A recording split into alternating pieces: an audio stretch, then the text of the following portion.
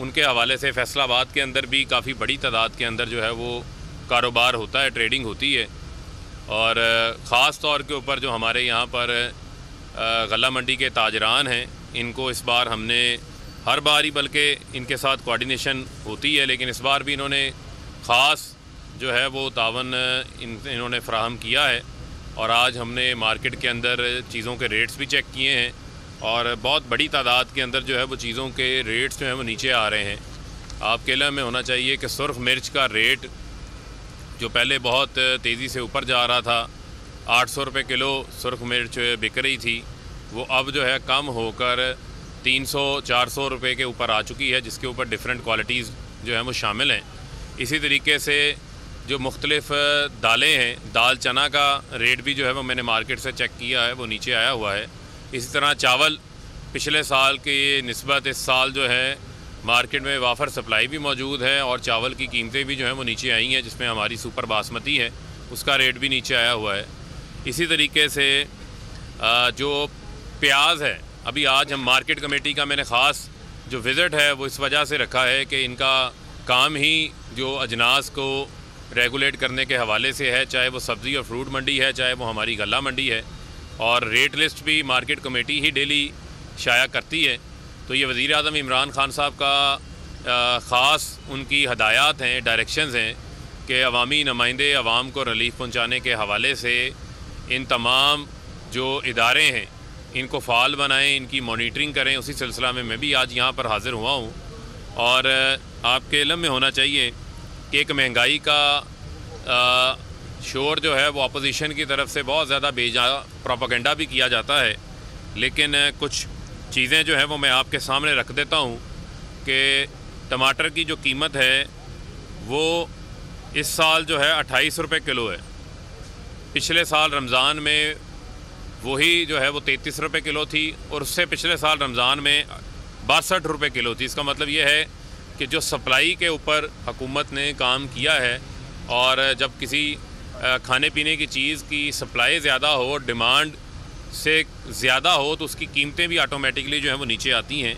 और इसी तरीके से जो प्याज है वो 54 रुपये किलो आज से 2 साल पहले जब हमने हुकूमत में आए उस वक्त हमें 54 रुपये में बिक रहा था। आज उसका रेट जो है वो 20 रुपये से 26 रुपये किलो के दरमियान जो है वो प्याज बिक रहा है। और ये बेसिक हमारी जो है वो इंग्रेडिएंट्स हैं जो कि हमारी रोज़मर्रा की खाने पीने की चीज़ों के अंदर इस्तेमाल होते हैं। इसी तरीके से पंजाब ने अपनी जब सब्सिडी दी है तो उसमें फेयर प्राइस शॉप्स बनाई गई हैं, जिसमें मार्केट में आलू का रेट जो है वो 47 रुपये है और फेयर प्राइस शॉप पर 35 रुपये है, 12 रुपये किलो का फ़र्क है। प्याज का मार्केट में रेट 26 रुपये किलो है और फेयर प्राइस शॉप पर 20 रुपये किलो है, 6 रुपये का फ़र्क है। टमाटर 28 रुपये किलो वाला 21 रुपये फ़राहम किया जा रहा है फेयर प्राइस शॉप पर, उसमें 7 रुपये का फ़र्क है। इसी तरीके से जो हमारा फ्रूट्स के अंदर जो केला है मार्केट में 180 रुपये है, फेयर प्राइस शॉप पर 135 रुपये है, 45 रुपये की सब्सिडी दी गई है। सेब के ऊपर जो है फिर 45 रुपये की सब्सिडी है। खजूर जो 225 रुपये मार्केट में रेट है और फेयर प्राइस शॉप्स जो हुकूमत की जानिब से बनाई गई हैं उसमें 170 रुपये रेट है, तो इसमें 55 रुपये किलो का जो है वो फ़र्क है। इसी तरह दाल चने की कीमत में 31 रुपये कम है फेयर प्राइस शॉप के ऊपर। बेसन जो अब रमज़ान में बहुत ज़्यादा जिसका इस्तेमाल होता है उसमें 32 रुपये किलो की जो है वो फ़र्क है। मार्केट में 130 रुपये रेट है, यहाँ फेयर प्राइस शॉप पर 98 रुपये रेट है। तो हुकूमत की तमाम तर काविशें हैं कि आवाम को इसके ऊपर रिलीफ फ़राहम किया जाए। चीनी आपके इल्म में है जो सस्ते रमज़ान बाज़ार हैं उनमें वहाँ 65 रुपये किलो फ़राहम की जा रही है और यूटिलिटी स्टोर्स के ऊपर 68 रुपये किलो फ़राहम की जा रही है।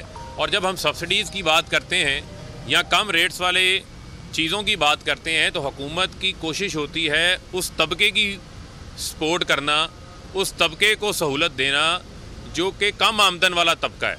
जो तासुर लिया जाता है हमेशा सस्ता बाज़ार के अंदर, हमेशा यूटिलिटी स्टोर के ऊपर कम आमदन वाला तबका जो है वो ख़रीदारी के लिए जाता है और उनकी तादाद भी पाकिस्तान में ज़्यादा है।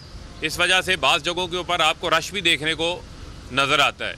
लेकिन बेशक रश है, लेकिन आप ये ज़हन में रखें कि वो जो आम आदमी, जो कम आमदन वाला आदमी है, उसको फिर भी रिलीफ मिल रहा है। अगर उसको 65 रुपये किलो चीनी मिल रही है तो मार्केट में अगर 85 रुपये किलो चीनी का रेट है तो उसको 20 रुपये का वहाँ उसको रिलीफ़ मिल रहा है। तो ये कम आमदन वाले तबके के लिए ख़ास तौर के ऊपर हुकूमत उसको रिलीफ़ फराहम करने की कोशिश कर रही है। और इसी तरीके से जो प्राइस कंट्रोल कमेटियाँ हैं उनका ईद के बाद जो है वो हम नए सिरे से भी जायज़ा भी लेंगे और उनको मज़ीद हम फ़ाल बनाना चाहते हैं, मज़ीद मुतहरक बनाना चाहते हैं।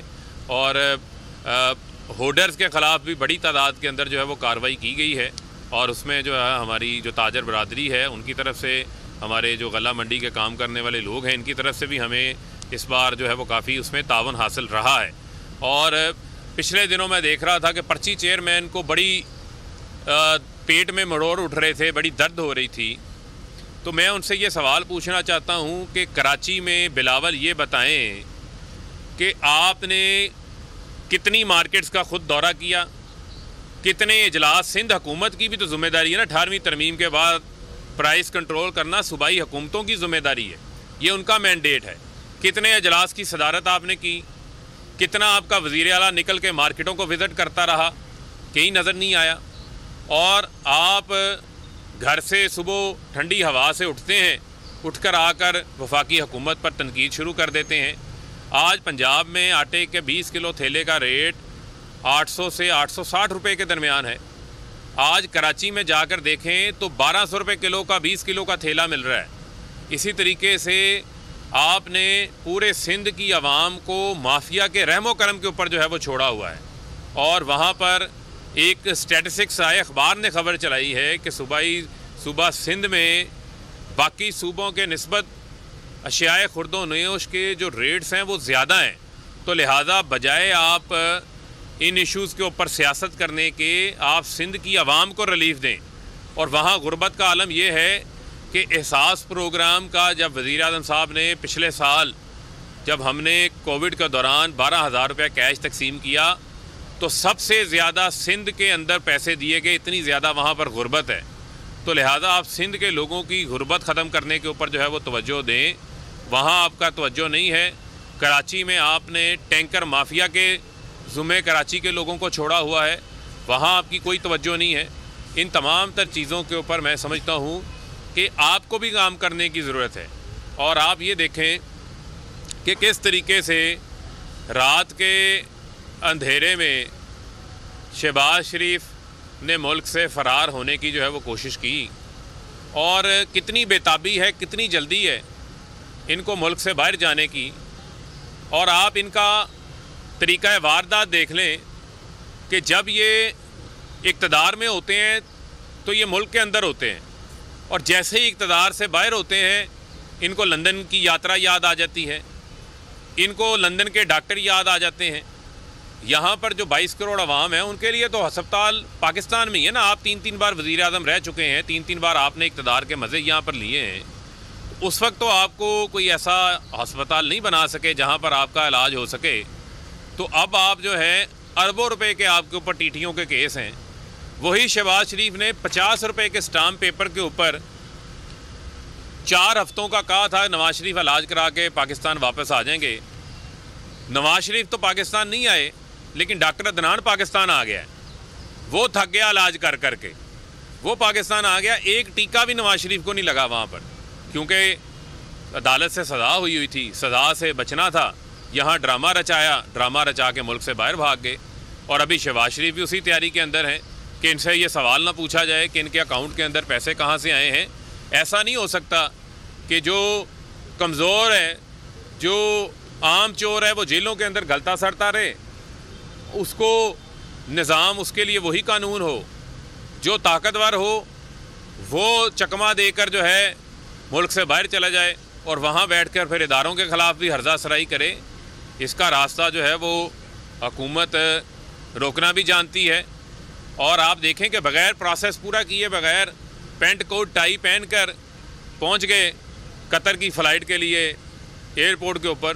भाई पहले FIA को तो इन्फॉर्म कर दें, DG FIA का इख्तियार है, उन्होंने आपका नाम निकालना है। आप जाकर जो है वो एयरपोर्ट के ऊपर जो FIA का हमला है उनके साथ गर्मी सर्दी कर रहे हैं।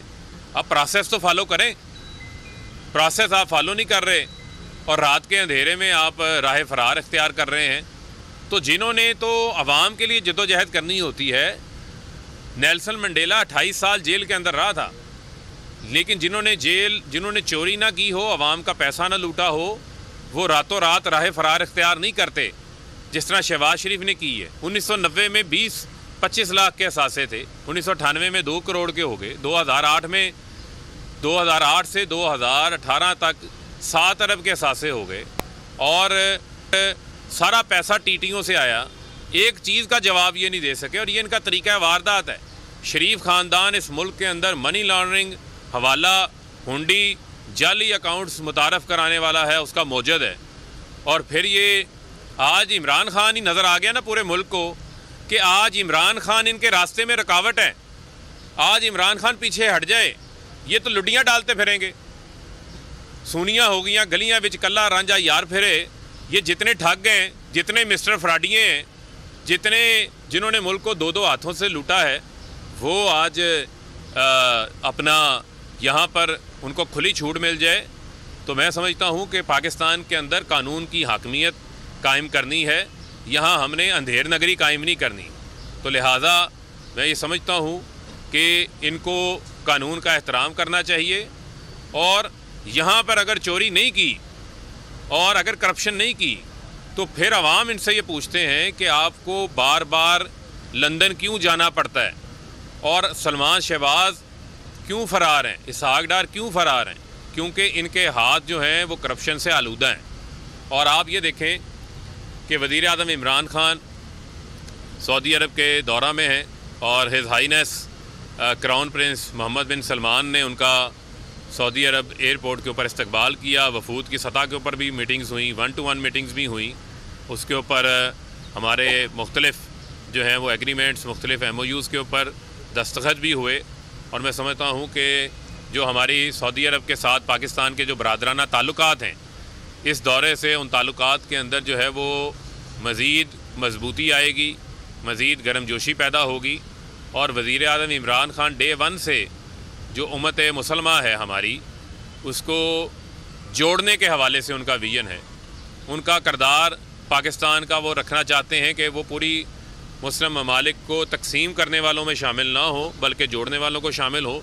तो खुशाइंद बात है कि सऊदी अरब ईरान के दरमियान भी जो है वो एक सिलसिला शुरू होने जा रहा है। तो मैं समझता हूँ कि ये भी उम्मत मुसलमा के ममालिक के इत्तेहाद की तरफ जो है वो एक अहम पेशरफ साबित होगी। दूसरा, जो इस्लामोफोबिया के हवाले से वज़ीर आज़म साहब ने रियासती तौर के ऊपर बेड़ा उठाया है, हालिया दिनों में उन्होंने इस्लामी ममालिक के जो सफ़रा हैं, सफ़ीर हैं, उनके साथ भी ख़िताब किया था। और यकीनन जो है इस मौका के ऊपर भी इस मामले को उन्होंने हाईलाइट किया। इससे भी हम पीछे नहीं हटेंगे। तो मैं समझता हूँ ये तो हमारे ईमान का हिस्सा है, और हमने एक आवाज़ बन के पूरे मुस्लिम वर्ल्ड ने जो तौहीन रसालत है, इसके ऊपर वेस्ट को, मगरिब को हमने कायल करना है कि इसके ऊपर हम फ्रीडम ऑफ स्पीच के नाम के ऊपर, आज़ादी राय के नाम के ऊपर जो है हमें इस किस्म की आज़ादी बर्दाश्त नहीं है जिससे 1.5 अरब से ज़ायद मुसलमानों के जज्बात मजरूह होते हों। तो लिहाजा मैं समझता हूँ कि पाकिस्तान में बसने वाले हर आशिक़ रसूल की जो नुमाइंदगी है वो उनका वज़ीर आज़म, रियासत का वज़ीर आज़म भरपूर तरीके से जो है वो कर रहा है, और इंशाअल्लाह उसी तरह नुमाइंदगी करेगा जिस तरह आपके जो जज्बात हैं। जी, ये बताइएगा कि शहबाज शरीफ साहब की बात बाहर जाने की उन्होंने अपील की है, तो दोपहर सीट बुक करा ली और बाद में वो अदालत देगी, क्या कहेंगे? अदालतें तो उन्हें रिलीफ दे रही हैं। देखें, ये जो व्हील का चक्कर है, यही तो समझ से बालातर है। यही तो आवाम जानना चाह रही है कि सीट पहले बुक होती है, फ़ैसला बाद में आता है। तो इसके ऊपर तो मैं समझता हूँ कि जो भी मुतलका इस मुल्क के इदारे हैं उनको भी देखना पड़ेगा। और फिर मैं आपको कहूँगा कि आज जो जेल के अंदर कोई साइकिल चोर है, जो किसी ने अपने हालात से तंग आके कोई चोरी कर ली, आज वो भी ये सोचता होगा कि शहबाज शरीफ के लिए क्यों इस मुल्क के अंदर अलग कानून है और मेरे लिए क्यों अलग कानून है। तो लिहाजा हुकूमत तो कानून की हाकमियत के लिए हर कदम उठाएगी और आखिरी हद तक जाएगी।